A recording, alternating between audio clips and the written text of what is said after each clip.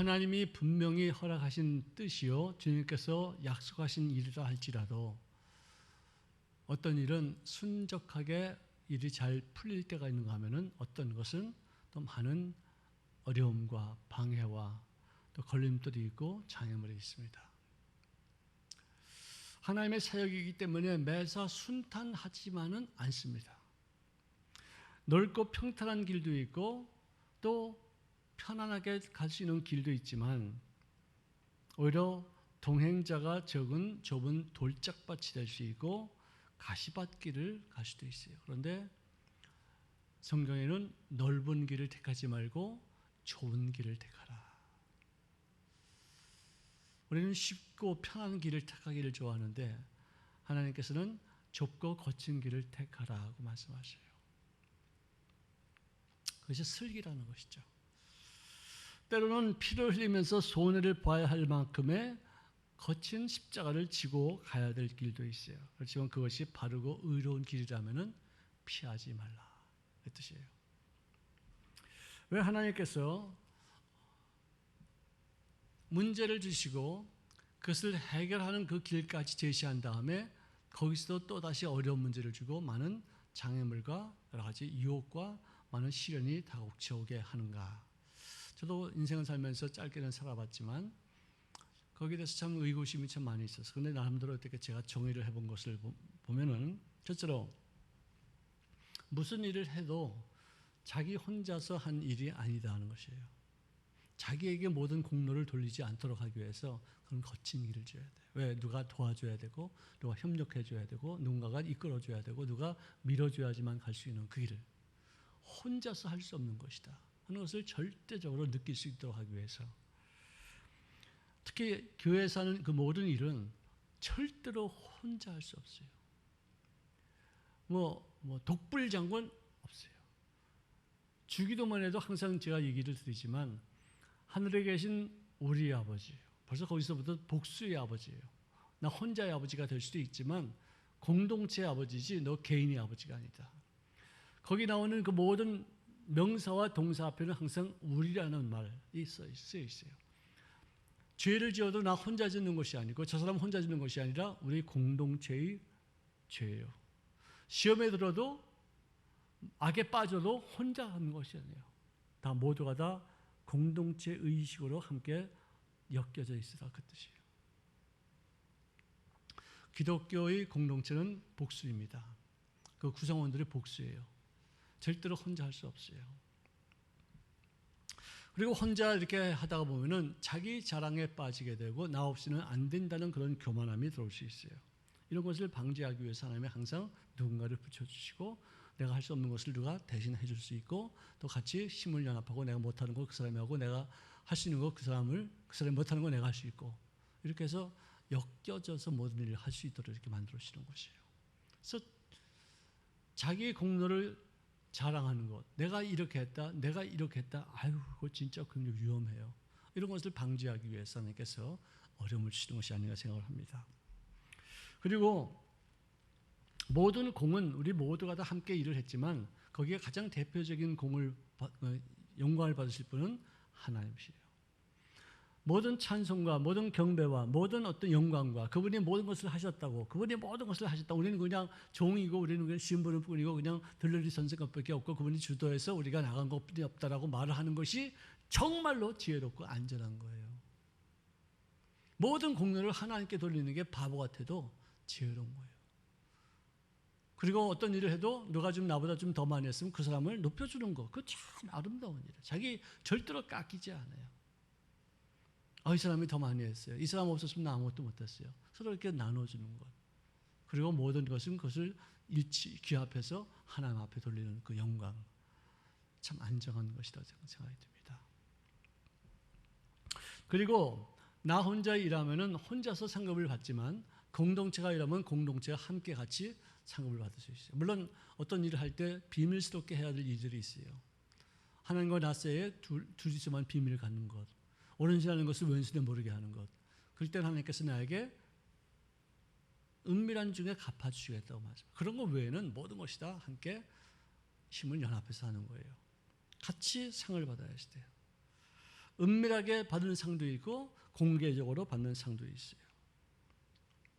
내가 시카고에 있을 때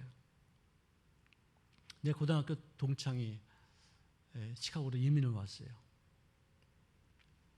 그 친구가 뭐라고 해서 이민을 왔냐면은, 야, 노무현한테 표 찍고서 이민 온 놈이 제일 매국노라고 그러더라. 자기가 노무현한테 투표를 해주고서는 자기는 미국으로 도망갔기 때문에 매국노래요. 난 그런 거 난 내용도 잘 모르고 하도 한국 떠난 지 오래돼가지고 그런 상황이 무슨 말인지 난 잘 몰랐었어요. 근데 어쨌든 그 친구가 고등학교 때 나를 전도하려고 무제를 썼어요. 자기 교회에서 어떤 뭐 주보 같은 거 만들 때도 나를 불러다가 밤종일 철필도 긁게 하고, 그들은 이제 인쇄물이 이제 이렇게 등사해서 하는 것밖에 없기 때문에 이런 그 유지에다가 이렇게 철필을 바탕으로 해서 이렇게 긁어가지고 만들어서 거기다 이렇게 검은 잉크를 집어넣으면 그 사이사이에 검은 잉크가 나와서 인쇄가 되는 그런 장치가 있었어요. 그거 밤종일 호가 새까매지도록 해가지고 그냥 주보도 만들고 뭐 잡지도 만들고 교회에서 나오는 어떤 공부든 인쇄물도 우리가 만들고 막 그랬는데, 그 친구가 나를 그렇게 전도해도 저는 콧방구도 안 꼈었어요. 교회는 거기 가서 이렇게 뭐 일도 하고 탁구도 치고 애들하고 좀 재밌게 놀았지만 그 친구 교회 가자는 말은 난 절대로 안 들어갔었어요. 그런데 그 친구가 와가지고 깜짝 놀란 것이, 어떻게 네가 목사가 되었고 목사가 되어서 이 시카고에 왔는데 시카고 한국교회협의회 회장까지 됐느냐. 너무너무 감사한 거예요. 그러면서 제일 첫 번째 하는 말이 뭐냐, 나는 네 편이다 그래요. 무슨 말이냐, 어쨌든 나는 네 편이야, 목사 편이야. 나는 장로 편도 아니야, 나는 집사 편도 아니야, 나는 목사 편이야, 그것도 담임 목사 편이야. 그래요. 그래서 무슨 소리 하는 거냐 네가. 그랬더니 자기는 그 안암교회 다녔을 때 그 장로교인데 아주 지금 굉장히 크죠. 그런데 원로 목사님이 은퇴하시고서 나와 있는데 새로운 목사님 오셨는데 두 분 사이가 안 좋았대요. 근데 원로 목사님 편에 있던 어떤 집사람이 이 목사님이 뭘 잘못했다고 해서 강대상에서 말씀을 전하는데 와가지고 넥타이를 갖다 끄집어 당겨서 이렇게 끌어내렸대요. 그걸 보고서 그걸 어머니한테 가서 말씀을 드렸더니 어머니가, 야, 넌 절대로 거기 개입하지 마. 너 그런 일 있으면 교회 나와. 거기 가담하지 마. 넌 목사 편이 돼야 돼. 절대로 그렇게 목사 해꽂지 않는 데는 쓰임 받지 마. 아주 철저하게 신신당부를 하더래요. 그러더니 얼마 안 돼가지고 한 1, 2년 사이에 그때 그 목사님이 이 넥타이 끄집어내고서 횡패 부렸던 세 사람이 사고로, 병으로, 자살하고 이래서 셋이 다 죽었어요. 그걸 보고서 자기는, 야, 너무 무섭다. 정말 무섭다. 그 목사님은 좀 잘못한 게 있었대요. 자기가 봐도 잘못했대요. 이렇게 끄집어 당길 수 있을 만큼은 되지 않았겠지만 어쨌든 목사님은 잘못했대요. 난 그 내용은 잘 모르겠어요. 근데 어쨌든 그런 일을 잘했건 잘못했건 하나님이 하실 일을 자기들이 했다는 것이죠. 이것 때문에 하나님께서 진노하셔서 그들에게 엄벌이 오는 것, 비참하게 죽는 그 모습을 보고서 자기는 무조건 목사님 편이다. 저는 그런 얘기를 들으면요, 제가 맞죠, 내가 목사니까 하나님 내 편이다, 그런 생각이 들지 않아요. 나는 똑바로 해서 그들에게 그런 꼴 당하지 않게 해야 되겠다. 왜? 나도 그런 꼴 당하는 게 싫지만 그 사람들 나중에 하나님 앞에 심판받고 엄청나게 그런 하나님 앞에 재앙받는 그 꼴을 내가 어떻게 볼 수 있겠느냐. 그들이 그런 꼴을 당하는 건 나 기분 좋지 않다. 왜? 나도 동경에 있을 때 한번 그런 일이 있었거든요. 나는 뭐 이렇게 뭐 넥타이를 끄집어 당긴 건 아닌데 나를 제거하기 위해서 서울로 보내기 위해서 막 일들을 한 사람들이 있었어요. 교회 팔아먹었다 그렇게 해가지고. 근데 그분들이 다 없어지더라고요.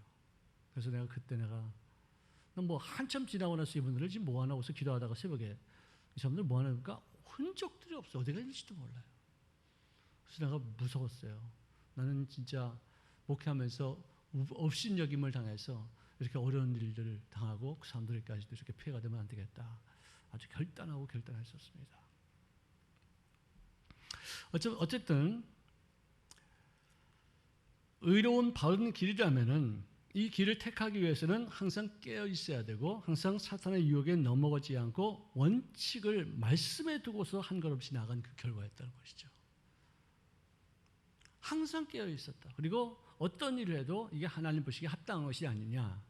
하나님께서 허락하신 것이 아니냐, 이것을 분별하여서 말씀에다가 기준치를 삼아서 어떤 일이든지 결정했던 그 결과다는 것이죠.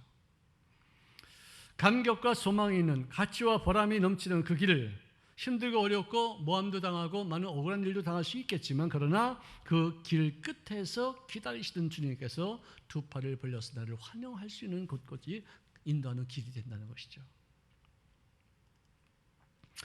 디모데후서 4장 8절에 보니까 이제 후로는 나를 위하여 의의 면류관이 예배되었으므로 주 곧 의로우신 재판장이 그날에 내게 주실 것이며 나에게뿐만 아니라 주의 나타나심을 사모하는 모든 자에게니라. 공동체. 나만 상급받는 게 아니다. 나하고 함께 일한 사람들, 나하고 함께 주님의 나타나심을 사모하는 그 모든 사람들이 함께 받을 상이 있다, 이것이에요. 그래서 그는 도비아와 산발랏과 여선지 노야다와 그 남은 선지자들, 곧 자기를 두렵게 한 사람들, 하나님 그들의 소양을 기억해달라 하나님 앞에 맡기지 않습니다. 자기가 직접 가담하지 않아요. 하나님 앞에 맡겨요. 누가 상처를 받았을 때 원수 갚지 마세요. 누가 할 때 아픔이 있을 때 그걸 되갚지 마세요. 앙심 품지 마세요. 맡기세요. 쉽지 않은 일이겠지만 그래야지 여러분도 안전하고 하나님이 알아서 하시는 거예요. 원수 갚는 것이 내게 있는데 내가 원수를 갚아? 그럼 내가 뭐 하나님이에요? 안 되죠. 여러분들 정말로 그 부분은 우리 예수 믿는 사람들이 잘 유념해야 될 부분이라고 생각합니다. 교회는 경찰력도 없어요. 군대력도 없어요. 세상적인 법도 조항되지 않아요. 내 하나님이 살아계셔요. 그거 참 기억해야 돼요. 조심해야 돼요. 기도하겠습니다. 사랑하시는 주님 고맙습니다. 주의 일을 하면서도 잘못된 판단에 의해서 그르치는 경우가 있겠고, 또 나에게 어려움을 준다고 해서 분을 품고 또 안갚음을 하고자 했던 잘못된 일들이 있음을 주님 앞에 고백합니다. 주의 성령님, 저희들의 모든 심령을 주님 주장하여 주셔서 하나님의 손에 의탁하시는 믿음의 인생을 살게 도와주시옵시고, 내가 할 것은 내가 하고 용서할 것은 내가 용서하되 그 나머지 처분은 하나님이 하실 것을 믿고 나의 갈 길을 정하시는 죄를 되어지게 역사하시옵기를 원하며 예수님의 이름으로 기도합니다.